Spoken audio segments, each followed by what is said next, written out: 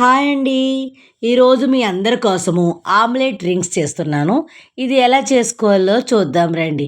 ముందుగా మనము ఒక బౌల్ తీసుకొని, ఒక ఉల్లిపాయ, ఒక పచ్చిమిర్చి, ఒక టమాటా చిన్న చిన్న ముక్కల్లా కట్ చేసుకొని, వాటితో పాటు సరిపడిన సాల్టు, సరిపడిన కారం, సరిపడిన ధనియాల పొడి, సరిపడిన జీలకర్ర పొడి, సరిపడిన మిరియాల పొడి, వాటితో పాటు కరివేపాకు, కొత్తిమీర కూడా శుభ్రంగా కడుక్కొని చిన్న చిన్న ముక్కల్లా కట్ చేసుకుని వాటిని కూడా వేసుకుని స్పూన్ తోటి బాగా కలపెట్టుకోవాలి. ఇలా కలపెట్టుకున్న తర్వాత ఒక 2 కోడిగుడ్లు తీసుకొని వాటిని పగలకొట్టి చక్కగా వీటిని కూడా బాగా కలుపుకొని పక్కన పెట్టుకోండి.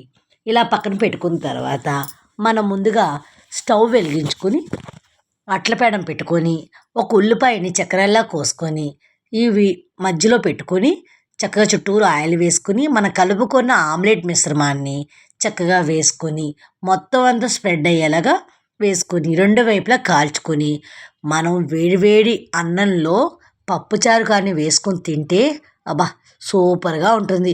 పిల్లలకైతే బ్రెడ్తో వేసుకుంటే సూపర్గా ఉంటుంది. మరి మీకు నచ్చిందా? నచ్చితే లైక్ చేయండి, సబ్స్క్రైబ్ చేయండి. Thank you friends.